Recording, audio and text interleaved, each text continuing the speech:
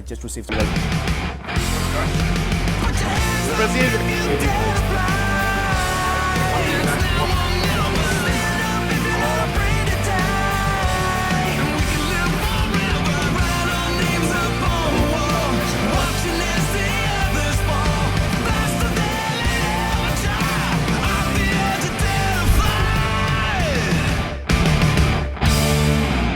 Well, guys, how are you guys doing? Great. All good. Just coming off 2 incredible events. Pumped for Brave 80. If it continues the trend from what we had, 77, 78, 79, 80, we're in for a magical night. Intense. We're one day after the Brave 79. How did you find the event? I know you guys were commentating, but from the outside, watching that everything that was going on, there was a lot of things that went on in just one event. And did you get some time to finish that event and then look back into what actually happened? Mixed martial arts is strange in that on paper you can put together an incredible card and it can just end up being a lot of lay and pray and wall and stall. It can be boring. And there can be a card that is terrible, honestly, and it ends up being great. This one, somehow, magically, it was great on paper, and it ended up being absolutely fantastic in reality. No, true. But listen, for me, I'll put it out there, the best fight for me of the night was Mohammed Shahid. Yes. Unbelievable war. I mean, could be fight of the year. Yeah. I mean, and props to David Forster, bringing the heat the entire fight. I mean, it Absolutely. was really a back and forth battle. And so happy to see Fakhreddin in his corner. I mean, just the return of a legend. And he's been working with his guys so much. And it really showed in his game. You could really see parts of Fakhro in the cage that night. No, definitely. I think when you're looking at the technical side of the fight itself, I mean, this is what you expected. You know, we thought about it, you know, like what you said, you know, you expect something, sometimes you don't get that. And then there's this fight, that's everything that you expected. And you're looking at David Foster, you knew that he's that guy who, with the resilience that he has, he can take a punishment, he's going to come in, he's not going to stop until he's out, you know, and he did that exactly the same thing. But then you're looking at the wushu great in Mohammed Mahsen, and he was exceptional. I mean, the head movement that he had, the way he was dealing with the boxing. And you're talking about a national, somebody coming from champ, yeah. Absolutely. What was so impressive for me, in my opinion, that is the best Mohsin Mohammed Shahid has looked inside the Brave Arena. Yeah. And the narrative for me is so impressive. He came in 0-2. Let's be honest, he was a filler fighter. Okay, he was there to fill a spot, there to do a job. What he did was he grasped the opportunity being given to him. 4-0 now in Brave Combat Federation. He's coming off 3 first-round knockouts. I believe his performance going the full 3 rounds was more impressive than the accumulation of those 3 first-round knockouts. He showed that he could be taken to deep water, that he can face an adversary that was unbeaten. He can come out the other side of it and looked great. He's knocking on the door of title contention. No, absolutely. At the same time, to give credit to David, to deal with Mahsen the way he dealt with him, that's amazing, because you're looking at a guy who's exceptional in striking, and your strength as David, he's a national boxing team in Slovenia, and he's coming out there and he's striking with a guy who has exceptional skills in striking. And his preparation for this fight was Asian Games. Mahsen's preparation towards Brave 79 was to go and get his sparring done in Asian Games, get a silver medal, and come back.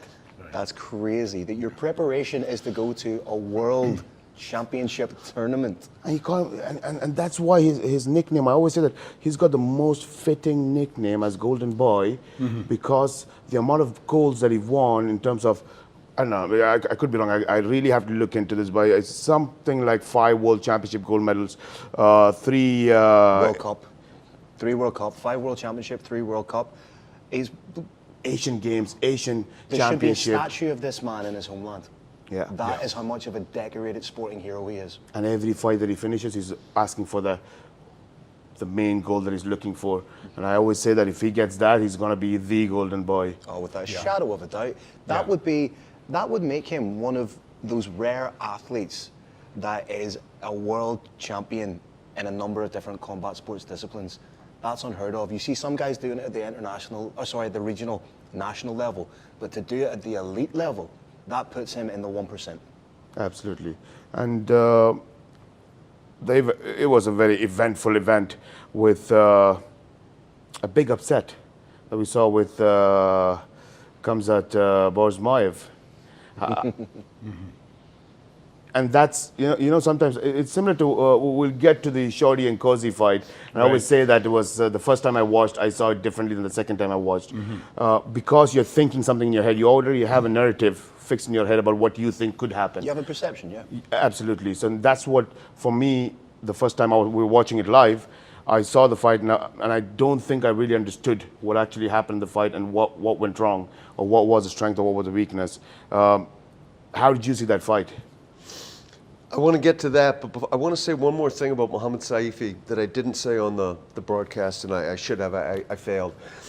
In mixed martial arts, there's a risk reward always. You can do a pendulum kick and pop back. You can throw a jab and pop back. But if you really set down and throw a knockout shot, you're vulnerable. You too can be hit. If you set down and you throw a combination, you can be completely knocked out every single time. Mohammed Shahid, to an extent I may have never seen before, everything he threw was to knock his opponent out. Yeah. Every single thing. Throwing And the bombs. bravery that takes Yeah. blew my mind when I was watching it. Great point. Totally nullified Forster's height, length, reach, True. everything. He I mean, put he was throwing himself in danger. Tyson-esque bombs in there. Absolutely. Five times a minute for the entire fight, and he did not get knocked out. Yeah. He Yeah. did end up landing the And greater has damage. a chin. Can take the punch. True. It's How he did it just blew my mind. A Every special single thing combination. he threw, if it had landed clean, whoop, I would love to That see. was it. I would love to see the metrics on that fight, because I would go out on a limb and say, from David Foster's point, to give him his credit, Yeah. that might be the most jabs landed in the history of Brave Combat Federation. His jab was exquisite, but it just wasn't enough to get by Mohammed Shahid, who is, I believe, at 33 years old, is still improving. Absolutely. That's the mark of a quality fighter for me. Yeah. Very interesting to see what this man's plateau is, what this man's ceiling is. True.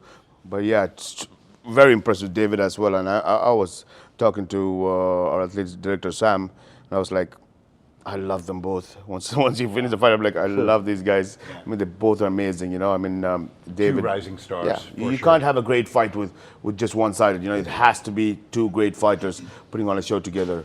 But going back to Khamzat Borsmaev. Getting back to, Khamzat Borsmaev,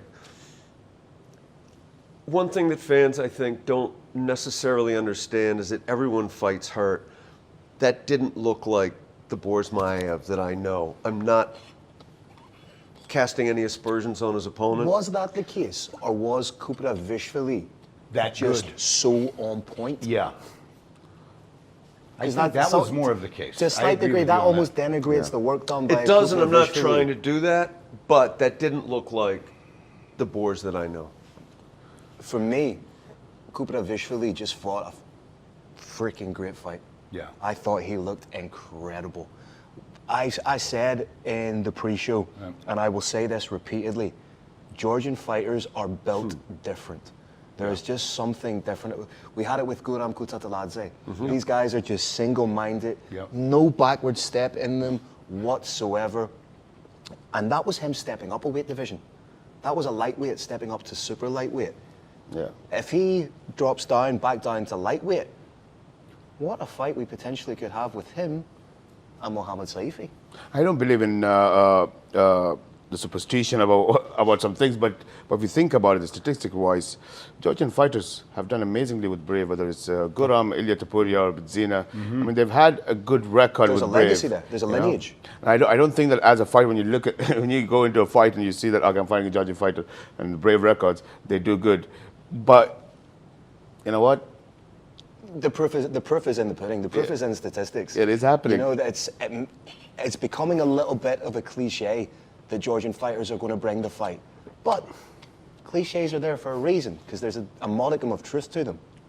Kupravishvili, it was the perfect game plan. Yeah. Go in, completely nullify, smother the work, do not give Maiev space to get his work in, take him down, make the fight ugly. And I don't mean it wasn't aesthetically pleasing to watch. I mean, he turned it into a dogfight.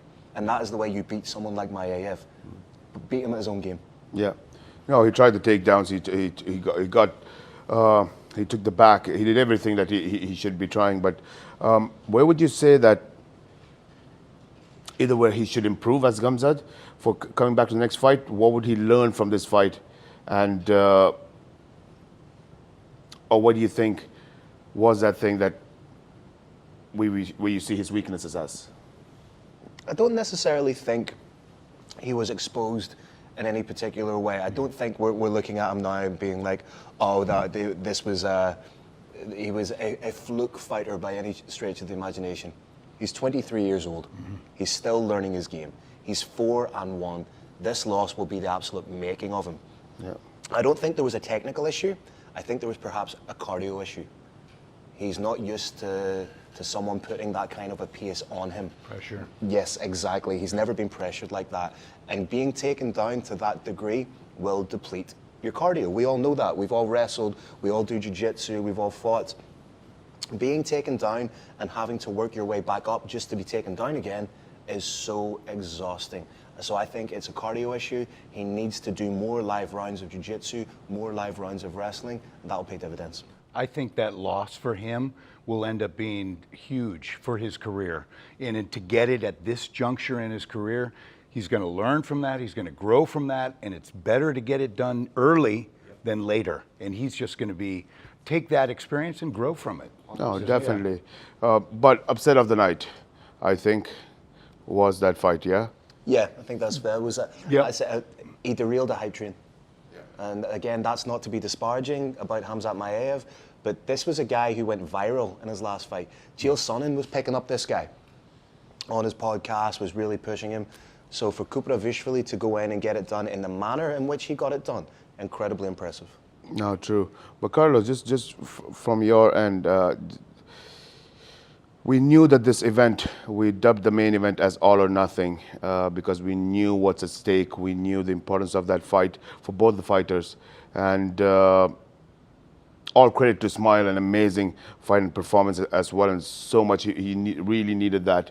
And he actually proved that he's back into the game. And yeah, he's out there. But first of all, Tahar Hadbi, a legend of the sport. He's a legend of Brave Combat Federation. He's left a long-lasting legacy with our organization. There's never been an event where Tahar Hadbi is fighting and it was dull. You know, it was always amazing. Inside the cage and outside the cage as well. You know, so it's always been a fun. And there's multiple memories and moments that he left us. And you know, I wish him all the best for his future career. And he's doing a lot of things, by the way. I mean, with fighting, to come back, I think it was more of, I want to test coming back and seeing that I can get this done with all the things that he's gone through in life. Right. But at the same time, he's got so many things going on the side. So I wish him all the best for it. And thank Tahar Hadbi for all the memories that he's given. And for you to see, it's amazing to, you know, see those legends be back and announce them like Brave 5 and go back and announce them again. Right. You know, how did that feel? We talked about it. It was a perfect situation for him. If you're going to retire, to have that moment in the cage is very special. He had the moment. He had his family there. He did it properly. It's a perfect timing, as Kirik had said, in his career. A big thing in mixed martial arts is knowing when to step down. And he did. He helped build the Brave Combat Federation organization from the ground up. And he's one of the classiest guys you'll ever meet.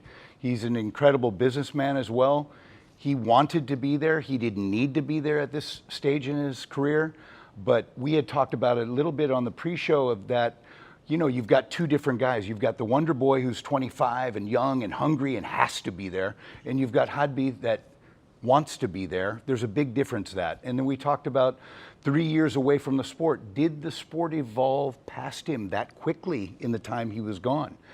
So that's something to think about as well. That's how quickly our sport moves. But man, my props to Tahara Hadby. He's a living legend, and he couldn't have bowed out in a more graceful, honorary manner than he did, with his family there and the world to see. God bless him, and thank you for all you've given us and the fans, and we will continue to always love and support you. Absolutely, and as Brave Combat Federation, for us as well, it's a proud moment that his final fight was the main event of Brave Combat Federation. So it's amazing for us. I want to go into Brave 80 because that's the conversation. That's a lot of things to speak about. But before we go there, we all know that. Before we go there, there's one guy I just want one more to thing touch on. we Right? want to talk about. And that's why I love to go to Brave 80, but we can't. Just one man. I should be beaten up if I move out without speaking about him. So go ahead, Kirik. Eliezer Kubanza, King Kong. Get chills when you when we just said the name. I'm already getting chills. I get scared. I'm looking to make sure he's not around just in case he pops up. That we call Kuban Ishbek the boogeyman. Kubanza's coming for that title. Yeah. Two of the baddest men in Brave Combat Federation. Crazy. Sorry, Kirik. Go ahead, brother. So, coming from Congo, he began. Well, I got to go back to the 1950s. In Congo, they practiced they created a martial art called Labanda, which means gorilla. And when that, through slavery, when that moved to Brazil, it became capoeira. And it's a martial art that's based on the movements of a gorilla. The same way, they have Kung Fu has tiger and crane and all these kind of things. It's fighting based on a gorilla. And then they combined that with judo and karate and wrestling in around 1957. And then they started testing it in no-rules fights, absolutely no-rules fights. You can find them on YouTube. No gloves, no mouthpiece, no cup, no rules. Just fights, called Mukambusu. And starting at 14, he's had 150 of those fights and never lost one. Then he started mixed martial arts. But to see him throw that short hook, boom, put the guy out, and then use the guerrilla techniques was mind-blowing for me. It was like something right out of a movie. Like shades of Dan Henderson and Mike Bisping. It was that knockout and then the flying squirrel punch. Just wham! I have to share. I mean, mixed martial arts is a violent sport, right? But every once in a few years, you see a guy that really turns a violent sport into like, wow, am I in the right sport? He has guys questioning, why am I even here? This guy is so next level, and you know what it did to the world and the crowd that was there? Yeah. It brought the seriousness of the game that this is. This is a life or death situation, and you have to fully be prepared because you face a guy like Kubanza, you are risking your life. I mean, this guy is the real deal. And to pack that much athleticism into that body and have that focus. And we were saying before, don't get this guy mad. Don't get King Kong mad. Are you kidding me? They were fighting in the locker room. They're fighting at the restaurant. They're fighting at the weigh-ins, right? They're fighting at the pre-show. Everything was, we kept saying, he's getting upset. Don't get him. And you know what I loved too is his warm-up when he was going out to fight. He was as loose as you could be. It didn't even affect him at all. Some guys just have that amp and they can't let it go. He let it go and he was as loose as could be, and that's a guy you fear. And he gets the sport. He realizes he needs to be a good promo on the mic too. That's an aspect of mixed martial arts we sometimes don't talk about. You need to be the best self-promoter. And on the mic, that kid's great. You want to hear from him. People are already, what's next for him? Where can we watch him? So he understands the sport. He understands the game. Again, where's this guy's ceiling? No. And like Kirik was saying, that getting paid what he is now and being rewarded for his efforts is only giving him more motivation. Absolutely. And he's going back home and he's now having official training camps and things like that, which he hadn't had before. Yeah. This is a once in a 10 years kind of talent that we're seeing right here in Brave Combat Federation. No, absolutely. That's why they have the comparison of him with Ngannou. But I think this kid is something very special, Like what you said, Phil. I mean, in the sense, one as a fighter, and then the way his fights ends and There's the an X factor. backstory, like what you mentioned, and at the same time, the knowledge of what it takes to become a professional athlete, all that together. So, I think that anyone who's watched this fight on Brave TV, on their networks around the world, they're not gonna forget Kumbaza. They're not gonna forget I him. was saying too, that was the most violent, savage fight I've seen in person. That was the best knockout I've seen in person, where we were literally afraid for a while. We'd never want to see anybody He got hurt caught in the cage. early in the fight. He got caught, and by the way, he his told himself, takedown- "Don't fall." Unbelievable. He But stopped himself from- remember how violent his takedown was even. So explosive, so dynamic. It was like a stick of dynamite exploding and boom, he's down on the ground. I mean, this guy has it all. How do you game plan to go against this guy? I mean, this is really something to talk about. You know you're doing something right when you're known by one name, Kubanza. He has that mistake, like Cher, Bono, to put it in mixed martial arts terms, Fyodor. When you're known by one name, you're doing something right, Kubanza. Yeah. And he's backflipped, scared both of you. I have not. He did it twice, I think 2 or 3 times in the cage. He did multiple times. But there's always... Just barely missed us. We were like right there. That's how scary they get. The guy can knock you out without even meaning to. He's a scary, scary prospect. I say prospect, no, I take that back. He's not a prospect. He's broken out completely. Yeah. And not a lot of people. The difficult thing he will have now is finding opponents. Because nobody watched that fight in the super welterweight division. It's like, oh yeah, I'll fight him. I want that smoke. Yeah. Not a lot of people want that smoke. Yeah, no, absolutely. And that was the issue we've noticed with the evolution of the sport as well we're talking about, and the challenge of someone having such a amazing amateur record. Finding opponents are always going to be tough. And luckily, a lot of people don't know the backstory of 150 fights that he had. They do not. Until Kirik shared that. Absolutely. Now, Good job, Kirik. good luck to Sam finding opponents. He's one of those guys too that it's like, okay, if I fight him, we're both ending up in the hospital. That's a new breed even of- if I win. You look at all the new breed of fighters that's in the the next Combat evolutionary Federation. step. Absolutely. You're looking at that card and you're looking at Kubanza, you're looking at Ramzan, Gitinov and Rasul. I mean, all these guys, it's so hard. I mean, if you look at Rasul and Ramzan, Wow. I think both of them lost 3 of their opponents fall out, and then both were on the short notice. But they don't opponents. care. They don't care. care. Bring anyone, anytime. Absolutely. Yeah. But the new breed of fighters that's in Brave Combat Federation, the next level of fighters, and that was funny when, and to be honest, one of the persons that started that complete combined mixed martial art athletes is Shorty Torres. He was the first 2-time champion of IMAF. Yeah. What a segue. Outstanding segue. Great transition. Unbelievable. And he was the guy who started all of it, and he always says that I am the one who started, but you look at the likes of Makayev, who's Shorty 2.0, who's actually taken what he's done and tried to beat that. Right. And then there's going to be one day Shorty 3.0 that's going to be better than Makayev and done much more than that, and it's going to continue, and it has to start somewhere. Would you say Gitinov? Getting right? Getting off the next. The next step right there. Was that next progression the most decorated amateur in the history of the sport? Taking the flag that had been planted by Shorty and Makayev, Right. running with it. And taking it further. Exactly, yeah. Again, this is what I love about MMA. We talk about this. It is the only sport that evolves at this kind of expedited rate. In 5 years' time, we could be talking about the next Gitinov. That's how quickly the sport evolves. It's not like we're both huge football fans. You have someone like Ronaldo who's the GOAT for maybe 15 years. Someone that's a once-in-a-generation athlete. Cyclically in MMA and these cycles, you have guys that can come along 2, 3, 4, 5 years and be the next step.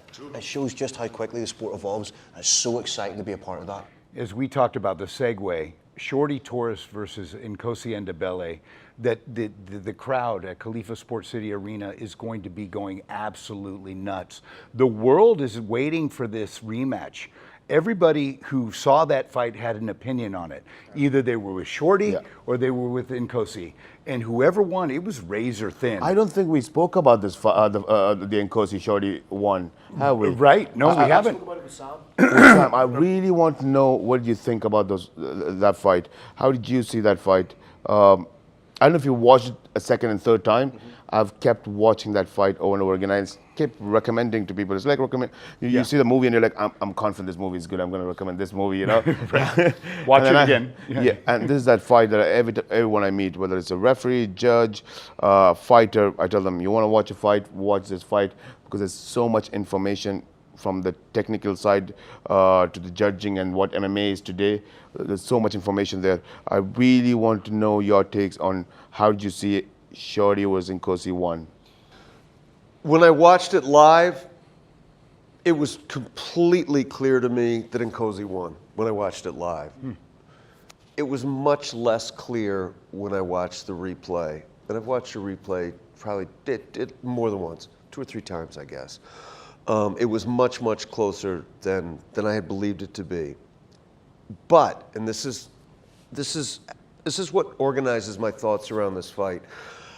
I think Nkosi lost that fight because of his strategy. I think he went in there saying, I'm going to beat this guy at everything. I'm going to beat him with striking, and I'm going to beat him at his wrestling. Anything you can do, I can do better. That was his, and I think that's why he lost the decision. And I think if he had just stuck to where he's superior, which is striking from the outside, using his speed, using his range, using his distance management. Had he done that, I think he would have won the first fight. And Phil and I have been disagreeing about this. We've been bickering bitterly back and forth. I think bitterly? Was it bitterly? Bitterly. Sure. I think he's gonna win the rematch. My opinion, for what it's worth, as a humble commentator, is Nkosi won that fight. And I've watched it back with an analytical eye. I'm also a judge. I judge for Combat Commission Worldwide for our head of regulatory affairs, Decky Logan. And I tried to watch it with the caveat of how I could score the fight for Shorty. Being honest, and I love Shorty. Shorty's genuinely a friend of mine. Everybody loves Shorty Torres. He's genuinely a friend. I cannot make a compelling argument for him winning that fight. And I've told him that, and I have been honest. However, if I'm being honest, and I say this with love, I don't believe Shorty took Nkosi as seriously as he should have done in the first fight. Yeah. Now, going into the second fight with a point to prove, I think you're going to see the best version of Shorty Torres. And I think a case can be made that he will win the fight definitively because he knows now what he has to do. The best opportunity, in my opinion, for Nkosi to win that fight was the first fight. If I'm going to draw parallels, the Volkanovski-Makhachev fight. First fight was a contestable decision win. Second fight, Islam was definitive. That's a parallel I see. What was the difference between the first and the second fight in that one? And Volkanovski in contestable decision to a finish short notice as well. Volkanovski came in short notice. Okay. But it was a contentious decision to then a definitive winner. And I think you're going to see a definitive winner in this rematch. And that's the interesting thing, right? To get there, I mean, you're talking about the time frame between Nkosi Shorty 1 and 2 is now 3 years. Right. It's around what, 4 or 5 months? Right. So the time is short for you to change and get good at something else. What improvements can you make in that time? Strategically, yes. You can make strategical changes, but not, I'm going to make my wrestling better. You know, Yes. You know what I mean? Yes, 100%. However, Nkosi had his first real camp that he's ever had going into this fight. That's a good point. This is a young guy who's an athletic guy, who's longer, taller, stronger. It's very, very intriguing, this rematch. And by the way, both of these guys are what we want to see champions made of. They're both class acts all the way. We love them both. They're amazing, guys that represent our sport. But my opinion is that I think Shorty won that first fight, barely. But I think, in my opinion, he had some judo throws It had some takedowns. I think Nkosi's going to nullify this fight. I think he's going to turn out and shock the world in a way and take that title. I love them both. I have to say that because I have to always be honest to our sport.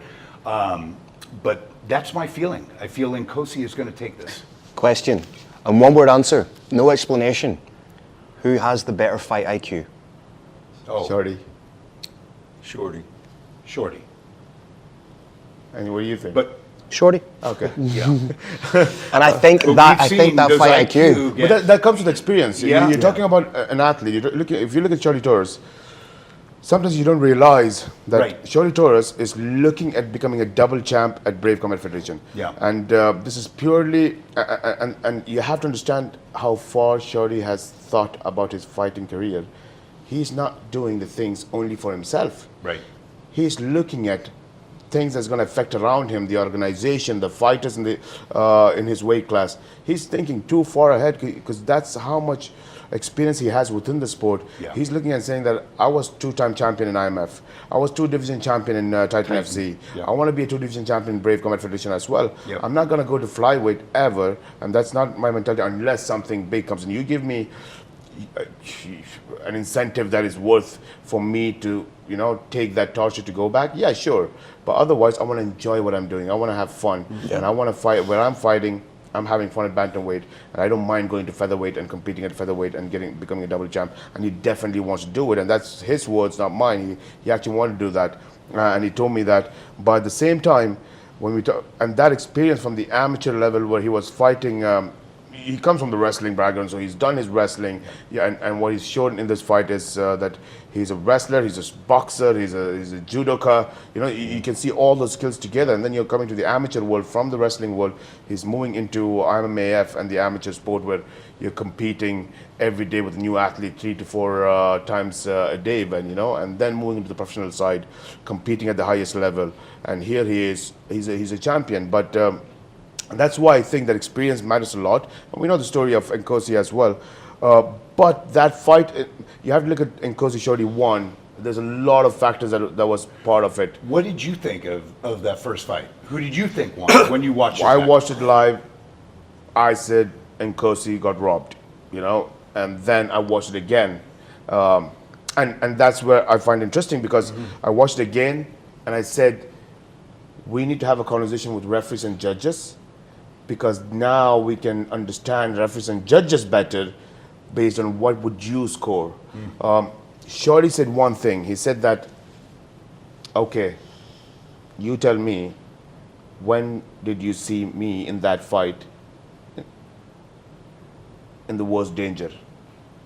Good point. I said first round, absolutely. Muay Thai clinch, knees in the face. Was worried he did get a cut from that. Definitely the first round. Second round, yes, there was some stuff. Third, fourth, fifth round, I didn't see Shorty in danger at any point until the fourth round. There was a little bit of exchange on striking, but that was a question Shorty asked. I mean, where did you see me in the most danger? But at the same time, you could ask that question back. Nkosi, yeah. To Nkosi as well, and that's where you're looking at what do you score. When you're looking at someone who's, you do a Muay Thai clinch in the first round and then you don't do that anymore because you get judo flipped. You're doing cage control and the other guy is staying more active, whose back is against the cage, but then you're looking at the dominant position as a person who's holding you towards the cage, but then you flip him from that position as well. I don't know. I mean, it's a tough one, and that's why I want to understand, how do judges and referees score that? What did you score more, in that fight?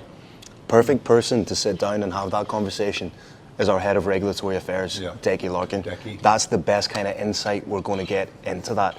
As I say, we watched the fight initially as humble commentators. I've watched it back. You spoke about the judo throw. One judo throw in a round after being pressured and controlled does not win you a round.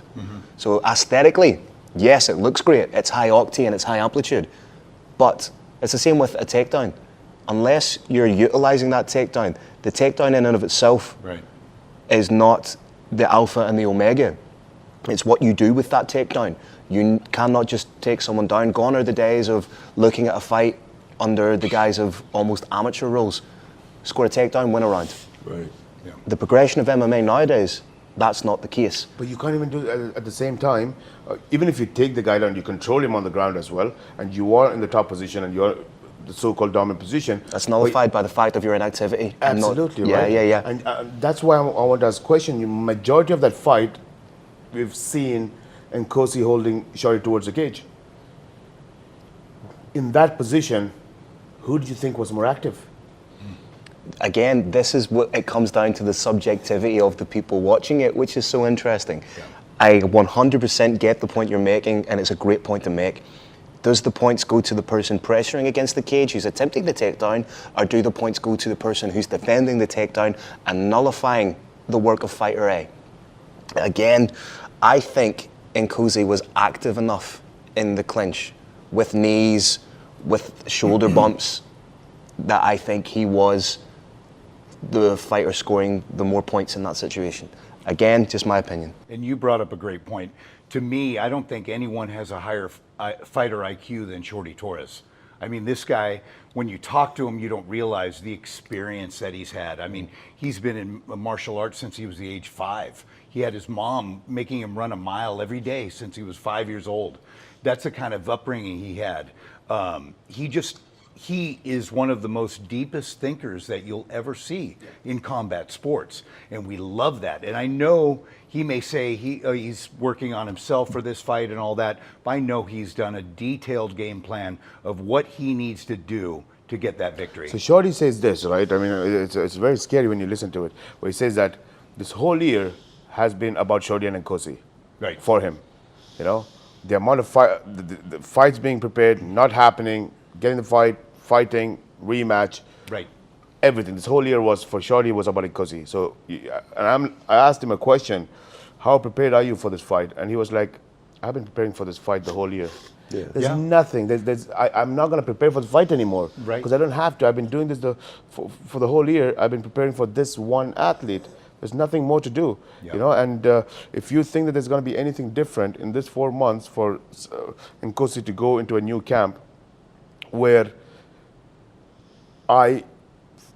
he's used the word Shorty Airlines. He says that when I took him to Shorty Airlines and counted everything that he had to give me, why does he think that going to Bali, which is not known for strong wrestling or judo, is going to bring something different in 4 months' time? That's a great point. You know?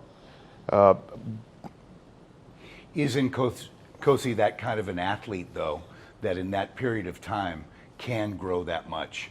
I mean, we've seen that happen every fight. Yeah. We have. Every fight we've seen Nkosi grow. Exponentially grown every fight, and he is a scary individual because he's so athletic and so strong, deceivingly strong for his size. I mean, you know, you don't think of a long, rangy guy as strong, but he is how really much strong. credit we give to Shorty's IQ? Yep. You have to give that much credit. The question you asked about the IQ, I have to really ask, who do you think is really more hungrier? No question whatsoever in my mind, Nkosi Ndebele. I think even Shorty knows that. And the reason why is when you, what happened in that fight? So when you look at it, you know, if you look at an athlete who's so good at wrestling, so good at clinching, so good at boxing, so good at striking, you're looking at that individual. And before the fight, actually, we really thought that in every area, Shorty might be an inch better, or a point better than Nkosi in every part of mixed martial art. But you didn't see that in the fight. The fight was shocking. Yeah. And I think a lot of people, in my opinion, thought Shorty's going to win that fight easy. Right. You know, and that was not the case. We're sitting here arguing about who won that fight, won? and that's why we want to really find out who won that fight. Right. But I think a lot of credit to how that turned out that way it is goes to Shorty not realizing how hungry Nkosi was and how much he wants to be a champion. You know, and that was different. When he got him into an armbar, Shorty mentioned that I thought it's an armbar, submission, tap, and we go home. And he didn't tap. you know. And Kirik, you can give a little background on Nkosi. I mean, there's levels of hungriness in this game. There's levels of where you came from and what your community is growing up and what you have to do to provide for your family. The why. I mean, Nkosi is the living proof of that. I mean, you can expand a little Yeah, more. people use the word hunger as a metaphor, but in his case, you know, growing up, it's not a metaphor. He was hungry. He grew up in a township called Deep Kloof. Townships are ghettos, no running water, no electricity, massive food insecurity, and he's had his entire career in Brave Combat Federation. He's got a nice apartment. He's got his own car now. Brave Combat Federation absolutely transformed his life. But when you grow up hungry, you don't forget it. Yeah. And he knows where his success comes from. Shorty Torres has his irons in a lot of different fires. He's got the Shorty Torres Foundation. He's got business interests. He's a brand. He's a brand. He's a brand. Yep. Nkosi Ndebele has his iron in one fire, and that is fighting. And that's it. It's a great line as well. Yeah. Cut that. Well done. And yeah, the hunger he has to be a champion, and I think that's something that Shorty miscalculated, how much he wants this. He came for a fight. He wants to fight. Everything that he did was with that intention that I want to be a champion. I'm not going to let you beat me and take this opportunity away from me. And I think there's so much in that fight that we need to get hear from Shorty and Nkosi what really happened inside the fight. What did they think about? And I'm really excited to hear more from their side of what it was. But for us, I think the most important thing is to find out what's going to happen on December 15th on Brave CF 80. And don't forget, as sweet as Shorty is, as eloquent as he is, as polite as he is, he's a killer. He, underneath it all, he is a savage. Oh, that's out of the window. I mean, Yeah. as soon as the fight was over, it's no more humble. No, I want to be a champion. I don't. Nkosi came out. He clearly said that I am the champion without a belt. You know, Right. Shorty's he has a belt, but he's not the champion. You know, and he clearly mentioned. He said that yes, both of the guys had this weird way of respecting each other, Yeah. and both those respects are different. The respect that Shorty gave to Nkosi was more of I took it easy, you know. I took it easy. I didn't want to break his arm when I was holding an arm bar because I thought he's going to tap. I thought it's a sport, you know. It's going to happen. I didn't know how hungry he was, and he's like, you could break my arm and it's fine, you know. I'm not going to tap. And he didn't know that was the mentality. But on the other hand, Nkosi looked at him and said, okay, I respect Shorty for his achievements, his background, his legacy that is bought in. And I think that was the two different respects. But when the fight is over, once they came to know each other, they felt each other, Nkosi's out and he's like, nah, that's out of the window, you know. That's no more happening. This time I'm not going to respect him. I'm going to go out there. I am the one who's more hungrier than him. I'm going to go there and take my belt that I deserve, you know. And that's the mentality he has. So this fight is going to be completely different. It's not in the altitude of Bogota. You're talking about sea level.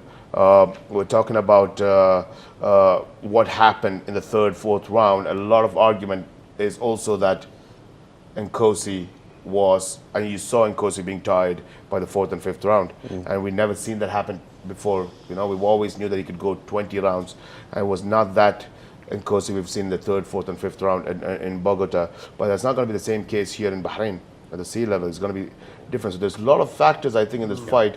One we're talking about Bogota and the one we're talking about in Bahrain. There's a lot of factors. The respect is not there anymore. Right. The mentality is different. You're not going to see a guy dip in his cardio as time goes by. You're fighting in a completely different geographical location. And Shorty's been here for a long time now in preparation for the fight. So was in Bogota. Yeah, and what I love about this too is this is a rematch that both guys think they're going to win. Yeah. Both guys have supreme confidence that they are going to win this bout. And that's what's going to make this electrifying for Brave Nation. Both guys have something to prove to themselves and to the people watching. Yeah. And there's nothing scarier than two fighters that have something to prove. For me, again, the talk of fight IQ is paramount. because you can bet your backside that Shorty Torres has obsessed over that first fight. Yeah. I'm pretty sure that Shorty has probably watched that fight more than anyone, probably more than everyone who has watched it combined, because he is obsessive, because he is meticulous. He's a perfectionist. He's a perfectionist. And if you've ever heard this guy's fight breakdowns or this guy's commentary, he is the personification of an analyst. Yeah. So he will turn that inward, analyze that fight, analyze himself, and he will know exactly what he needs to do, second by second, move by move, interaction by interaction, engagement by engagement. And I think because of his fight IQ and his cerebral approach to fighting, that will be a difference maker. What would you think Nkosi should bring to the table? What do you think his mindset should be coming into this fight? It's extremely simple. Keep it at distance and strike. Don't. Nkosi in his mind, there's weakness and strength, and there's strength and weakness. And in his mind, he believed that he was strongest when he could beat him everywhere. And that's, in this sport, you just can't do that. The sport is too varied. It's too easy to find a little hole in somebody's game. Nkosi would enter into the clinch and tie up with him and eventually get thrown. What he has to do is stay on the outside, use his reach, use his striking, and if he does that, and I believe he will, he'll win. No, amazing. See, listen, one thing about Brave 80, I know we could go on talking about this fight. I think we'll never stop talking about this fight. Yeah. And I could go on for hours just talking and arguing about this fight. That's what makes it so exciting for me to really find out what the result of the rematch is going to be. But at the same time, as we said, Shorty is the guy that we're looking at, who started this whole, bringing this evolution of a new breed of complete mixed martial art athletes. Right. And talking about that, the significance of the Asian Championship that's going to happen for the first time in Bahrain here. During that time, you're seeing the likes of Rasul, Ramzan competing in early events, and then you're having the main event with Shorty, who started this new breed of athletes. But we also know in mixed martial art, there was a time when there was no high regard for female MMA. And and you always, when that transition happened, and everybody knows the name Ronda Rousey, and that individual was the face of female MMA, and how it completely transformed into what it is today. You see some of the best fights and the best talents coming out with female fighters. But she was a Shorty Torres of female MMA. Mm-hmm. And I think what we really expected her to be is Sabrina. And the statement that I know it's a weird one, but what I'm trying to say is that we wanted an athlete that we look at and we're like, there is no weakness in this individual. Right. How did you say that female fighting is not interesting? How did you say females cannot fight? Mm-hmm. Look at that athlete. That is the most complete athlete that I've seen, whether it's wrestling, whether it's striking, athleticism, the charisma, knowing how to become a superstar, everything combined together. And I think that's what we would have wanted from Ronda Rousey to be. Yeah. But when you look at Sabrina, I think that's the full package. That is exactly the female superstar that we're looking for. I think that is the Ronda Rousey that became the face of female MMA. We're getting the actual result of what we want to see as the best female athlete. And I know she's doing a pro debut. However, but if you look at her backstory, you've seen her highlights. This individual athlete, I mean, She's special. It's special. She's special. I love that this fight is happening in Bahrain. There's a wonderful, almost full circle motion to this. Mm-hmm. Brave Combat Federation had the first female fight in the history of Bahrain. Helen Harper taking on Luana Pinheiro, mm-hmm. Two established fighters. Now you have the professional debut of who I would say is potentially the baddest woman in MMA. Three-time IMAF world champion. Yes, she's making her professional debut. Usually you see a professional debut fighter fighting another pro debut fighter, another 0-0 fighter or a 1-0 fighter. The fact that Sabrina is fighting a 6-2 professional tells you how highly this woman is thought of. I don't think I've ever seen in the history of MMA a 6-2 professional fighter coming in against a debutante and being the underdog. And and I'm not saying that because it's not Bahrain bias, it's not Brave bias. I have seen this woman fight, and she is devastating. She is the full package. Clinical when it comes to striking, has a submission up her sleeve if need be. I can't see very many holes in her game, but what a fight this is in prospect. I don't think people realize just how good Sabrina is. She hits different. Yeah. She literally hits different. And it could potentially be a very, very long night for Monica Kiranganj. Or a very quick night. Or very short. Yeah. Absolutely. And for the viewers out there that haven't really watched females in mixed martial arts, you're going to find that there's no feeling out process with females in the cage that I've seen. And it's some of the most technical, hardcore fights to the T that you will ever see. As far as entertainment value, I mean, the ladies fighting are just as exciting or more than the men now. Yeah. It's really incredible the evolution of what women have done, and Sabrina, like Phil said, is the complete package. And it's great to see, and she is a very deadly weapon in there, and she's going to go as far as she wants to go. Pound for pound, #1 female athlete in IMAF. She's won. Nobody has won 3 World Championship gold medals Ridiculous. in IMAF history. She's an Asian champion, she's a European champion, she's an MMA Super Cup champion. She's undefeated, flawless amateur career.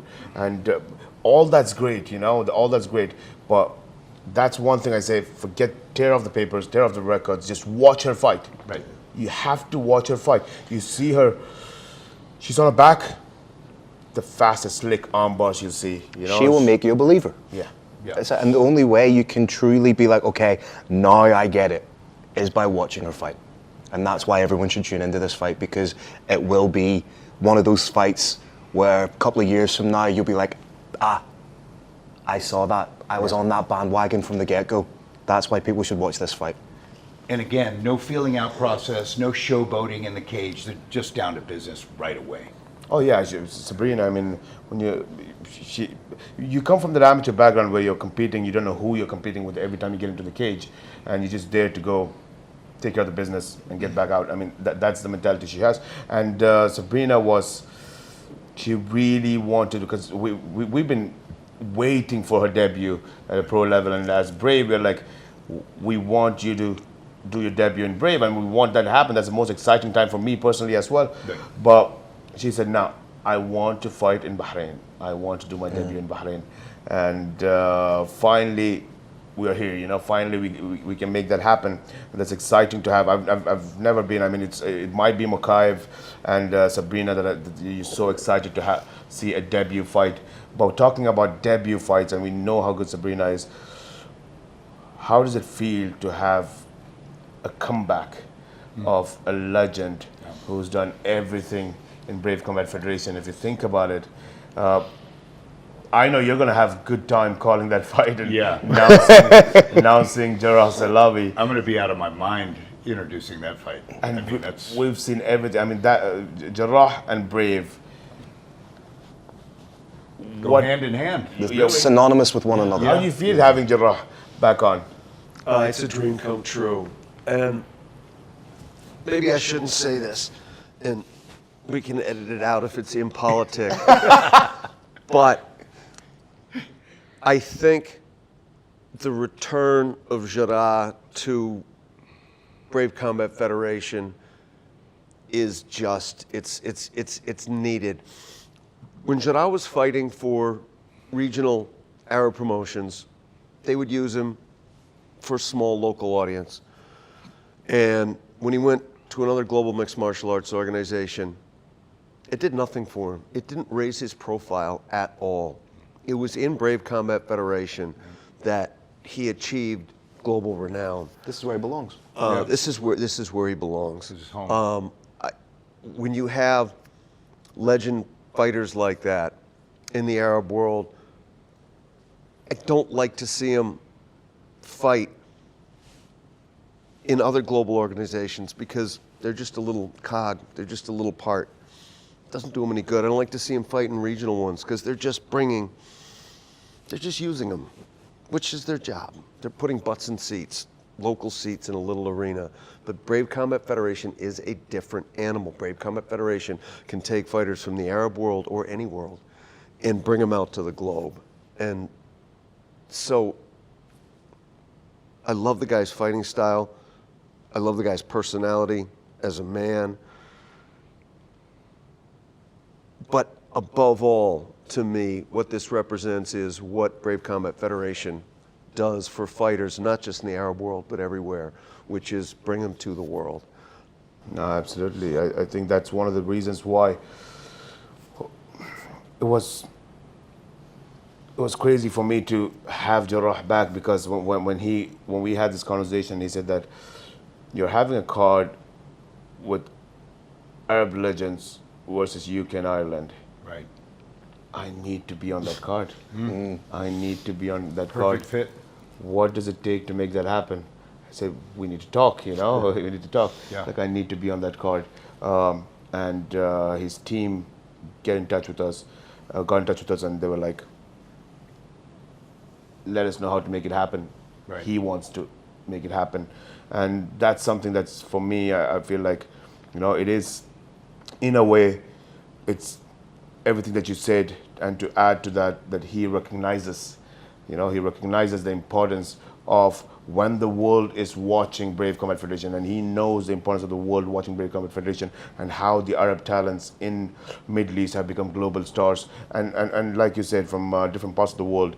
But when you have that event where it is Arab legends with UK and Ireland, he wants to be there and make sure that it's not just about being part of that event of Arab Legends of UK and Ireland. He wants to come there and make sure that he's leading the team and he's leading that whole Arab athletes to show that I'm here, I'm with you guys, and we're going to be one team together to go out there and get that win, So it's unbelievable for me to have that, to have an athlete like Jarrah to recognize the values of Brave and to make sure that he really wants to be there. And we know his fights have always been exciting. I mean, forget the fights, his weigh-ins have always been exciting. I was going to say, he's one of the only guys in weigh-ins that you have to really have security out there, because he is ready to go at any time. I mean, his weigh-ins have been legendary. Yeah. How we've had to all be there to be ready for him to be scrapping at that time. Oh, well, That's how intense he is. We could write the whole book about Abdurrahimov and Jarrah's weigh-ins that happened. I mean, a lot of securities that day decided to quit their jobs, and they were like, A lot of security at the time decided to look the other way. Right. We had cameramen flying off the stage that day. when Mo flew off. I remember you pulling me back. Right? When the dust I tried to, and then I went in. When the dust settled, the security weren't there. There was 4 men involved in the separation, and those 4 men are sitting right here. Right. At one stage, I remember I'm quite proud of myself. I got double underhooks on Abdurahimov. And then when the dust settled and I kind of realized what was going on, I just kind of looked at him and was, go ahead, sir. No foul, no play. Just trying to keep the peace. Oh, not But crazy. I always talk about the weigh-ins, and I say that, when you have weigh-ins, the brawl at Yas Small, is that what it was? it was, right? And I remember, because I said it during weigh-ins, there's always something going on, right? There's always something. It's part of the show, it's part of the entertainment, it's part of the hype, and you're there, you're putting your foreheads on each other, you're shoving, pushing something. But when you have that mentality that, no, I'm really going to attack him. Oh yeah, it's real with Shara. It's not that there's somebody stopping me and I'm going to throw a kick and I'm going to act like I hate you. I know that people are going to stop me. Right. And I always thought about it, and I was like, if one guy who's not a fighter is holding you, and in a fight, you can escape anything from an actual fighter. Right. Abdurahimov, in that fight, I remember when we had that weigh-ins, and I tried to stop it, he went under my arms, and I was like, oh yeah, you could do that. One time I think about it. Right. Why am I doing this? Usually guys just let you call him. Yeah. And I was like, Yeah, but he did right. it because they both wanted to. Yeah. And that's the difference. That's the mentality of Jarrah. Jarrah will fight you in the street if he sees you. Yeah. He is an on-site type of gangster when it comes to MMA. Yeah. Outside of it, a sweetheart. He'll shake your hands. He'll give you a hug. Absolutely. But when he has you in his crosshairs, it's kill or be killed. yeah. Oh, We get chills just thinking about it. yeah, It's the gonna be weights, when he amazing. walks in, when he goes face to face with his opponent, I know it's going to be something else. But yeah, you see, it's really excited to have Jarrah back. Arab versus UK Ireland. Phil, I'll let you speak about the team UK and Ireland. Well, as the only representative for Ireland and the UK, first fight I want to touch on is Hussein Ayad and Jared Burns. Yeah. I'm going to be honest, and it could just be the nationalistic patriotism in me coming out. Jared Burns is a dog. He may be the best fighter that Brave Nation haven't heard of yet. A national champion at amateur, a national champion as a professional. Again, Hussein Ayad has all the plaudits. You know, he's a national hero, has won medals in the IMAF structure. Back home in Ireland, mixed martial arts is not a recognised sport by the government. There is no funding for MMA. Therefore, the best athletes in Ireland have to fund a trip to the IMAF championships themselves. A lot of fighters quite simply cannot afford it. Right. If Jared Burns had gone to the IMAFs, quantifiably, we would be talking about an IMAF world champion. That's how good I believe this young man is. I think he wants it more than Hussein Ayad. I'm a big fan of Hussein. I think he's a great fighter. But Jared Burns has that dog in him. He has that dog. He has that passion. He's coming out of one of the best gyms in Europe, FAI, under Liam Shannon and Pat McAllister. He's training day in, day out with guys like Paul Hughes, guys like Rhys McKee, guys like Keelan Loughran. How can this kid not be a savage? Again, I'm yet to hear a compelling argument from anybody on how Hussein Ayad wins that fight.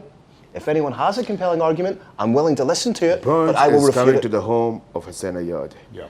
We're going to have the whole Bahrain behind Hussein Ayad. Going nuts. We're going to have an army walk with Hussein Ayad. And do you We're think gonna that's have going to faze an Burns. Irishman? I'm just saying that Burns is going to see something that he's never seen in his life except in movies. Do you think a kid He's that go- grew up on the streets of Belfast is going to be fazed by that? Because he's never seen a Bahrain army before in Belfast. This is Isatown, Khalifa Sports City. Right. And that's where he's coming. Are those people There's going to a win the difference. fight? Are those people going to win the fight for Hussein? Oh, their support is gonna shake the cage. And listen to me, I am not with one or the other. Right. I am not biased in Devil's this fight. advocate, of course, yeah. Yes, absolutely. But I'm just Who are the two? Give me the names of the two men in the cage. Jared Burns, and Hussein Ayad. Hussein Ayad. They're the only two people that are going to win or lose this fight. And how do you think Hussein Ayad Burns has an advantage over Hussein Ayad? People sleep on European wrestling. Pat McAllister is one of the best grappling coaches in Europe. He has coached world champions. Jared Burns is a fantastic wrestler. Not only that, he's a fantastic boxer. The leg kicks, I think, are going to be very, very important in this fight. There is a little bit of perhaps a tick in the mind of Hussein Ayad when it comes to the leg kicking game, because we all know what happened with Matiz Sakharov's. Jared Burns can go in there and he can exploit that. Whap, whap, chop the tree down. If that's not working, he's got these. Belfast boxing. It's a very, very interesting fight. Again, perhaps a little bit of nationalistic bias on my part, but people don't realize just how good Jared Burns is. They will after this fight. Oh no, absolutely.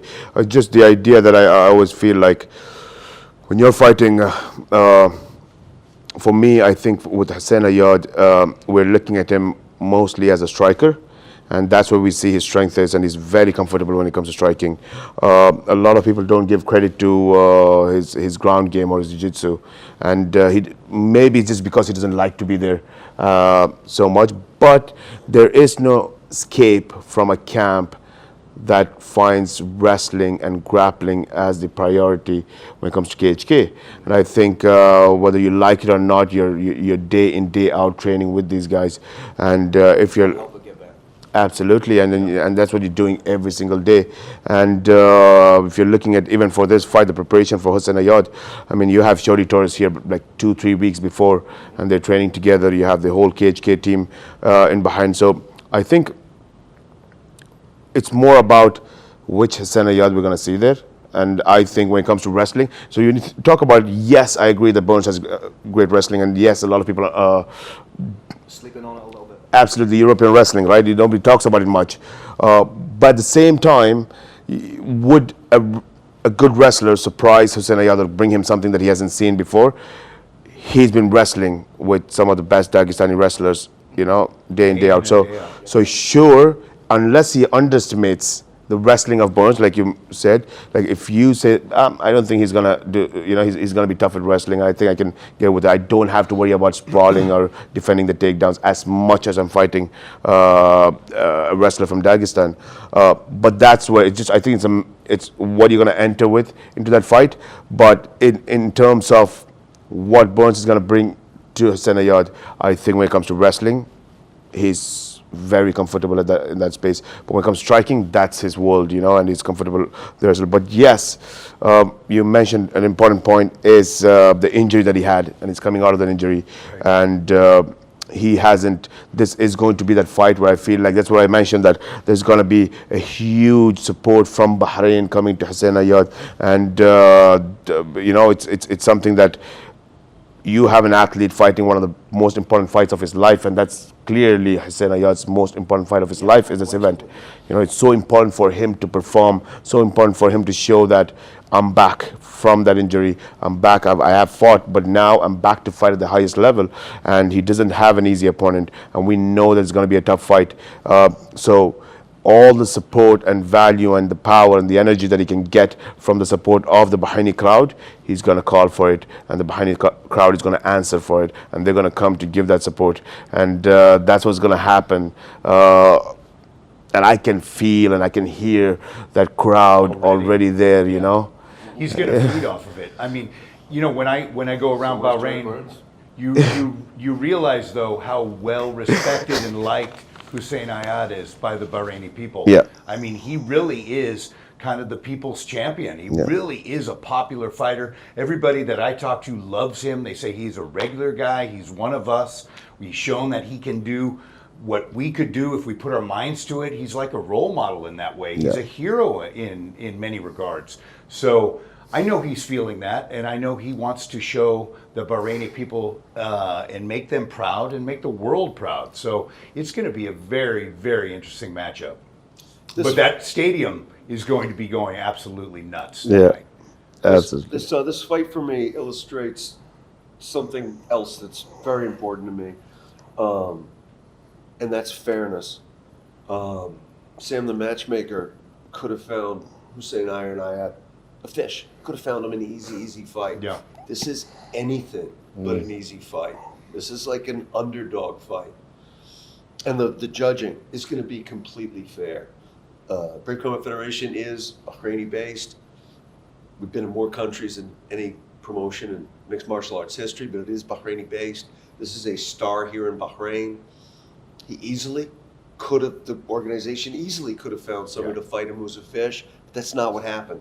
They found him one of the toughest fights imaginable. Yep. And so I want all the fighters out there in the world to know you can come here to Bahrain you're going to get a fair shake. Always. And that is not the case in most places, right? To say the least. Right. Oh, I'm excited. Yeah, it is. And it's interesting that you mentioned Hossein Ayad and Burns as a fight that you started talking about. But for me, I'm really excited about two fights, which is Ahmed Laban, Jack Grant. Oh. What's belter. That is an absolute belter of a fight. Ahmed Laban is perhaps the most dynamic striker in Brave Combat Federation. I've said before, how do you prepare for a man like Ahmed Laban? Yeah. If he doesn't know what he's going to do in the cage, how are you meant to game plan for that? Right. But in Jack Grant, he is fighting a man with 18 wins in his professional career. 17 of those wins coming by way of finish. 13 in the very first round. This is a man who has, I believe, 8 wins by way of KO or TKO. 9 wins by submission. He is a lethal Brazilian Jiu-Jitsu black belt.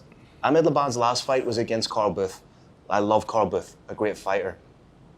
There is an argument to be made that Jack Grant is a more refined version of Carl Booth. He's been in with some incredible guys, Ian Machado Gary, Jai Herbert, Perry Goodwin. This is a man who has tore it up on the European scene. I firmly believe he has the ability to make that next transitionary step to the global stage. Brave Combat Federation are affording him such an opportunity. No, absolutely. And credit to the matchmaker, Sam, right? I mean, when you're talking about Arab Legends versus UK and Ireland. Sam's a beast. And you think about it, and this is exactly, literally, the two individuals that has fought in their region in almost all the promotions that are big in the region. So you're looking at Ahmed Laban that's fought from Desert Force to Phoenix to UAE Warriors and all the promotions that's within the region, and so well known within that region because he's competed in all those organizations. And then you have Jack Grant competing in all those organizations, from Bellator to Cage Warriors to Bama. He was competing in the Bama days. Absolutely. That's how much of a veteran this guy is. And he's still only 31 years of age. Right. Yeah. I think this is peak guy. time for Jack Grant. He was tearing it up before he had reached his prime. He is slap back in bang in the middle of his prime right now. I love this fight. I love both guys. I'm going to use a cliche, but it's because I genuinely believe it. This fight's going to be fireworks. Yeah, and the challenge with Ahmed Laban always is going to be that one thing, right? Unpredictable. Yeah. He is an unorthodox jukebox. Right. You don't know what hit is coming next. Yeah. Every angle imaginable. He's like a Bruce Lee in the cage, modern day. He really is Absolutely. exciting, and he really has everything in his arsenal. Absolutely, and that fight for me is a definition of two guys coming from, you mentioned Bama, I mentioned Desert Force, some of the early promotions, Yes. and these guys been there from the first MMA organization, the old MMA organization, they climbed those ladder. Everybody that knows mixed martial art have seen these two athletes compete in their specific regions. To come into to be in a global organization and to represent, to have the opportunity, not just to fight each other, but to represent their region, the countries. I mean, that's amazing. That's really the definition of what this is all about. But at the same time, the other fight that I was also interested in was, and I want to get this concept as well, why this fight is very important for me, what interesting for me is Dean Garnett. Legend. If you look at Dean Garnett and Izzeddin, I want to ask you, Kirik, because this is something that I've been a coach, been a fighter. I've fought and I've been a coach, and I always felt like there is a benefit being a coach is that, and we look, I spoke about this to Fakhruddin recently as well, that how much more do you understand your techniques now, and how much more do you think about it when you compete? Because now you had to break it down, not break the technique down, but break it down in a way another person who does not know it understands.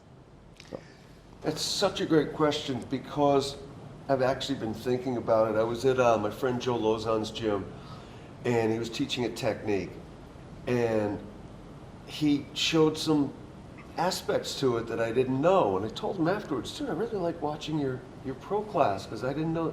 And he said, no, you knew that. And we did a couple moves, and he goes, you do that. You just didn't know you did it. And to me, that's one of the great things about having to teach something is, as you said, you can break it down into tiny little pieces, and then each little piece can be refined. Because when fighters just do a move, they don't even know what they're doing necessarily. A lot of fighters, some fighters do, most fighters do not know exactly what they're doing at any given point. Muscle memory to a certain extent. Yeah, muscle memory. They watch somebody doing something, and they can sort of copy it. But yeah, once you once you start coaching, it's magical for me. And how does that help in I always feel like there's two sides to the good and the bad, right? Sometimes you understand the technique so much and you start being able to see what's happening better. And you get that IQ, the fight IQ start developing because you understand, you see it and you analyze it better as a coach. You're not self-invested. Absolutely, but at the same time, the negative side I always feel like is you overthink. You're thinking that he's going to do something to counter what you're going to throw because you understand what he's doing and you break it down so much and you worry yourself something that guy never even thought about. Paralysis by analysis. Yeah, absolutely. And I think that's one of the challenges as well. But when you are a coach, the co-head coach of Mohammed Shahid, and there's no question about how good Mohammed Shahid is, and he is a very strategically invested fighter when he goes into the cage. He knows his opponent. And Dean Garnett is his co-head coach with Eldar Eldarov. And you're looking at that individual, the amount of information and amount of knowledge that he has, the people around him. I think that's a very interesting fight against Izzeddin Darbani. And there's no, like we mentioned about Ahmed Labban, we mentioned about Jarrah Salawi, the one individual that cannot be missed in this Arab legends is Izzeddin Darbani. He is one of those athletes that has been there in the Arab MMA scene since the beginning. I think he was even there since the Desert Force Academia times, which was almost like a reality show exhibition fights that they used to do. So he's been there from that time, and he's fought at God knows how many different divisions. And it's interesting to see him at bantamweight. And I think even Dean Garnett, if I'm not wrong, is coming back to bantamweight. Yes, his last fight was at featherweight. I actually called that fight. And at 35 years old, it is the best Dean Garnett has looked. There's a misconception that Dean is primarily a grappler. His boxing is on point. He's been working with Phil Tucker, Aaron Robinson, Joe Tonks. He looks incredible. He knocked his opponent out. His hands are lethal. He has been boxing since the age of 8. It just so happens he's incredible at grappling. So he doesn't have to get off with the boxing as much, but he fights the way he talks. If you've ever had a conversation with him, he's a Scouser, so he talks 1,000,000 miles a minute.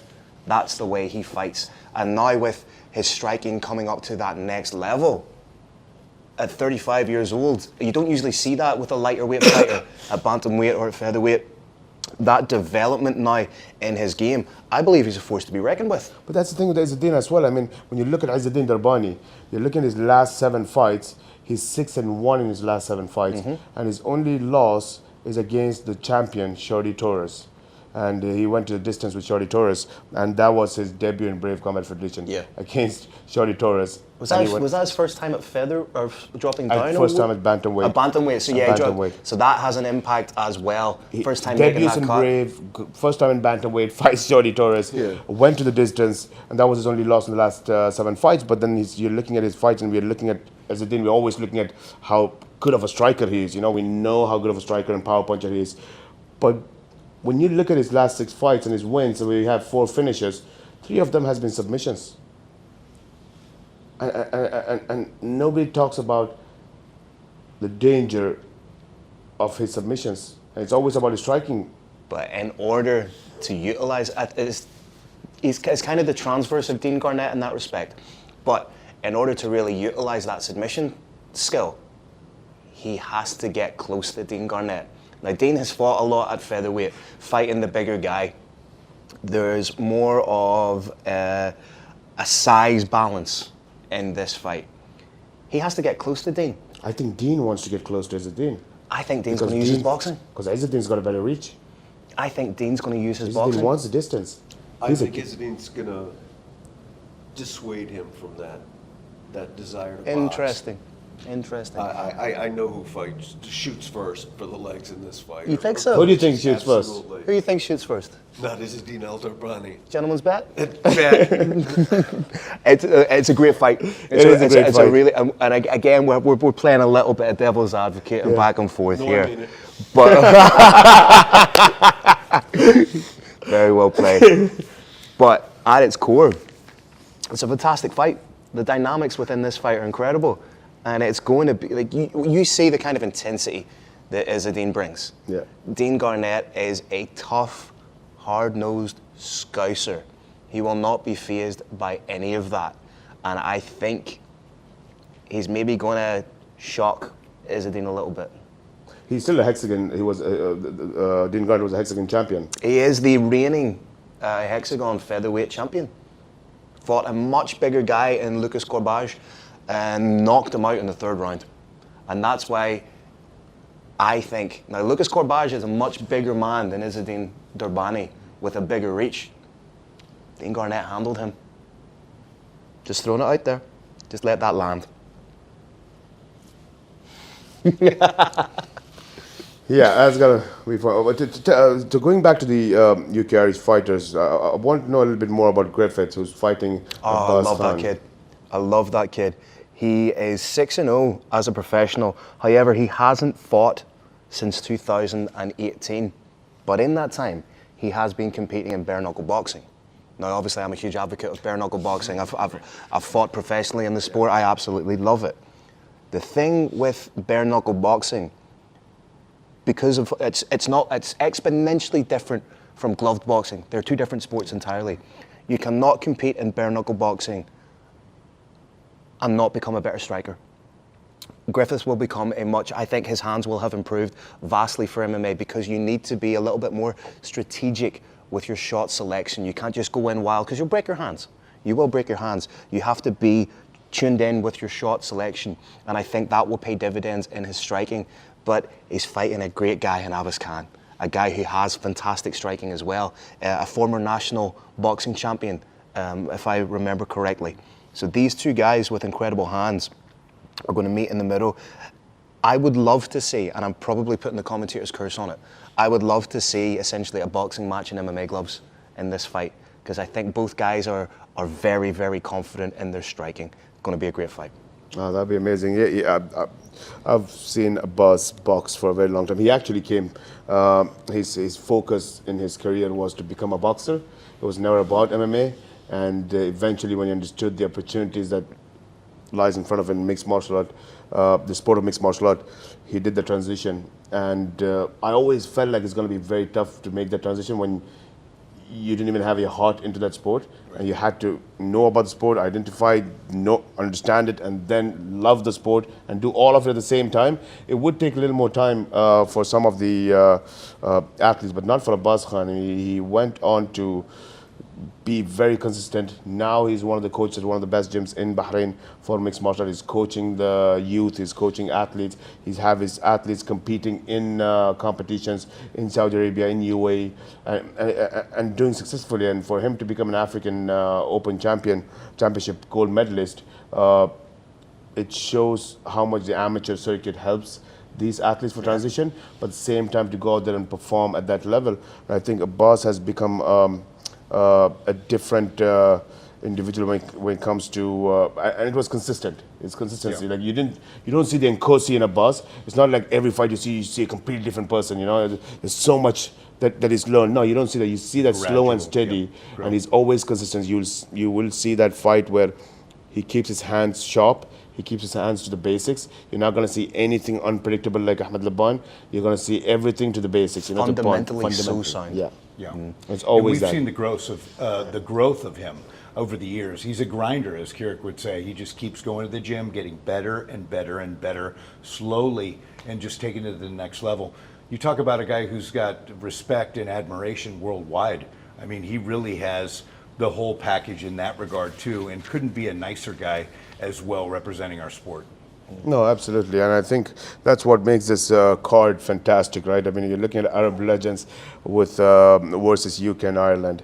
It is going to be very interesting for me when I see the co-main event led by Jarrah Salawi's return as a legend of Brave Combat Federation, and then you have the Arab fighters, the likes of Izzuddin and Ahmed Laban, who's been there in the circuit from day one, and you're seeing the national hero Hussein Ayad going to take on Burns, but you know, that's the beauty, right? You have Abbas, Hussein, and Mohammed Zuhair, who are representing Bahrain as well in the competition.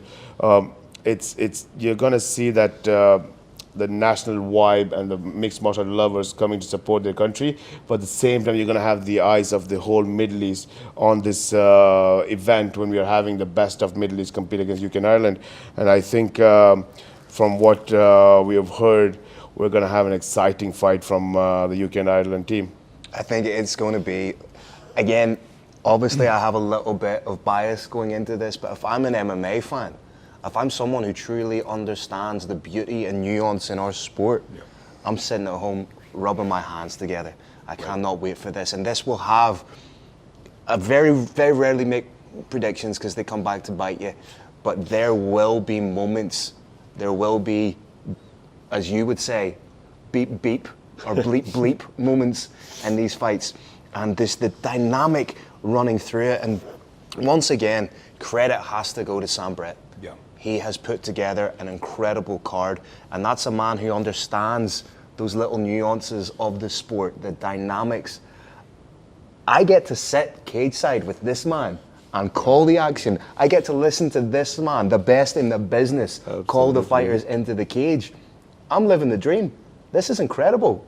Like, and to me, Brave 80 is a culmination of 7 years of Brave Combat Federation coming into fruition to this one event, closing out 2023 with the most spectacular card you're going to see. So the world is really going to be able to capture the essence of Brave Combat Federation in this event, our 4th event in 10 days. Are you kidding me? What promotion can actually put on one event, much less 4 events, into the global level like we are? I mean, the only truly global promotion in the world, Brave Combat Federation, making history event after event.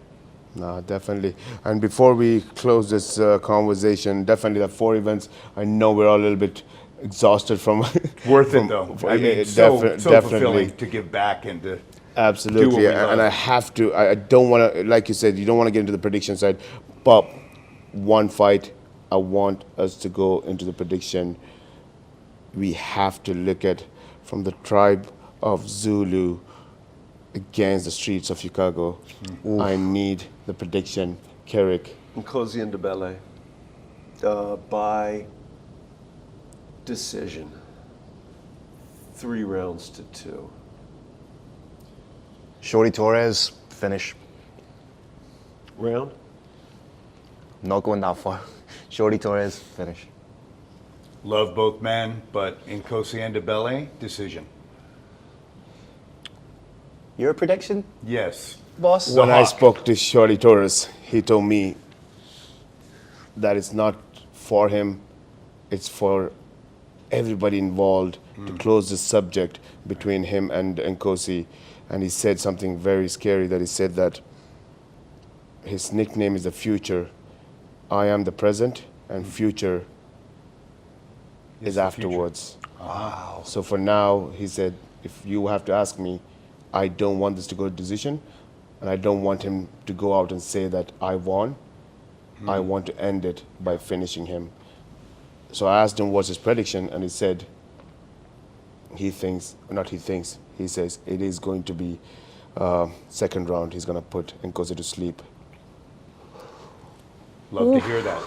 Love to hear that. Shorty's fighting for his father. He's fighting that passed away. He's fighting for other family members. He's had a very challenging time in his life, and he's such a mental health advocate for everybody that's gone through hard times. They can relate to Shorty. I mean, this is a guy that's the people's guy. He's one of us, and man, it's just going to be the best, I think, rematch in Brave Combat Federation history.